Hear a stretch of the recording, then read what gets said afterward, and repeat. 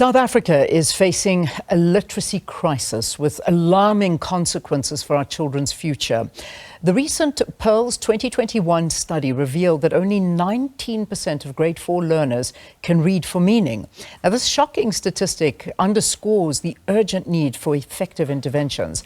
To help us understand this critical issue, we joined in studio by Kalie Naidoo, who's a clinical psychologist and social worker at Bellavista SHARE. It's an organization dedicated to empowering children, families and educators. Kalie, of course, brings extensive expertise in early childhood education, literacy and dyslexia. Kalie, it's great to have you. Thanks for joining us. Thank you, Leanne. So, I mean, these figures are alarming, but it certainly is a very complicated issue that we're dealing with here. And most people struggle to understand what dyslexia actually means. Perhaps you can help us out on this one. So simply, dyslexia means people or children who struggle with reading accurately, reading single words, and that impacts on their ability to decode. And then a secondary consequence is that they avoid reading and your comprehension skills suffer and your vocabulary skills don't grow. And vocabulary really grows exponentially through reading. Yeah. So simply they struggle with reading accurately, reading fluently, and encoding, which is spelling. Okay, so when we look at the high levels of the rate in South Africa in terms of literacy and how bad it is, do you think there is a link between dyslexia and literacy rates that are perhaps not being attended to from a very early age?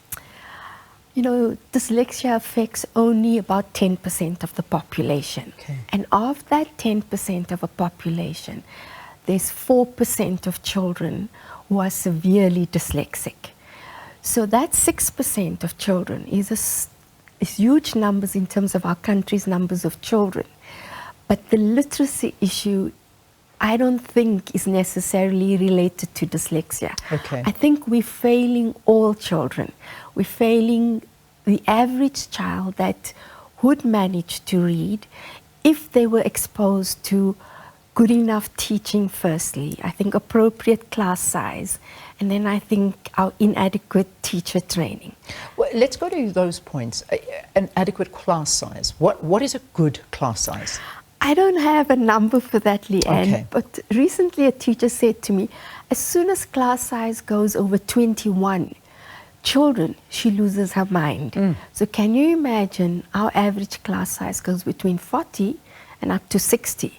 So you're sitting with a sea of children. It's almost impossible when you think about that to give any focused learning to any child. And how do you spot that child who may have difficulties when you're confronted with 60 children sitting in a class? It's you know, you're putting a teacher into an environment that it is almost impossible to do your job properly.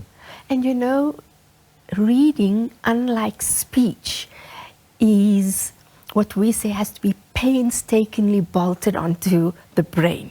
Children learn to speak naturally, but reading comes through explicit teaching. Yeah. It doesn't happen spontaneously. And most of our children in the early childhood years, the language growth in home language is good enough. So we need to kind of imprint, and the brain develops that network for reading, the plasticity of the brain. There's no specific area for reading in the brain. The brain structure is the same, but we're like creating a network, a highway, and that comes through phonemic awareness, phonics teaching, and exposure to reading. Are there evidence-based strategies for improving literacy outcomes? They are. So we've known that for the past 25 years. And I simply put it down what I call the Big Five. And the Big Five came out of a USA study, which is the basis for the science of reading. And essentially it is making children consciously aware of the sounds in language, because when we speak, the sounds of language overlap. But when you're learning phonics, you have to be able to listen to the individual sounds in a word, then map that onto a letter that is phonics. Then you've got to be exposed to decoding skills, then learning to be able to decode at the speed of lightning, and then attaching meaning to what you're reading. So all of this happens in like 500 milliseconds in the brain. And it is teaching fluency, and it's teaching comprehension and vocabulary. So those are and grammar as well. So you have to have all of those components in the early years. If I can ask you, in terms of the detection of dyslexia, if we go back there, at what age can you start picking up that your child is dyslexic and the signs to look out for? You know, parents are the first people to pick up those signs.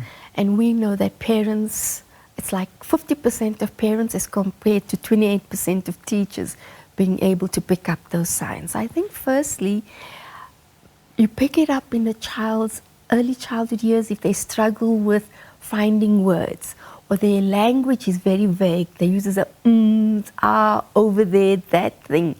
Children who don't listen and can't follow nursery rhymes or songs in a nursery school, they might stand in the background. And then children who have they take time to associate a letter with a sound. So in the early childhood years, you're often teaching letter names, letter sounds. That's another key indicator. So it's essentially that ability to listen to the sounds of the language, breaking a word up, and that's what we call phonemic awareness. Then it's listening, being able to rapidly put a letter to a sound, and there's a third one. Which has escaped your mind at the moment. Exactly. Don't worry, I get you. But, you know, the reality is that these are... So the age that you say that one could start picking it up? Between 4 and 6, you could pick it up. So in other words, and I think this creates a great argument for the compulsory grade double R learning for children and R. I mean, these are essential years within a child's life, in the development of a child's life. And so bringing that in is possibly one of the best things we can do for our children. Yeah, and I think improving the quality of the caregivers in early childhood centres. Yeah, indeed. That doesn't dismiss the kind of training teachers in primary school need. So teachers in grade 1 need to be aware of the early indicators.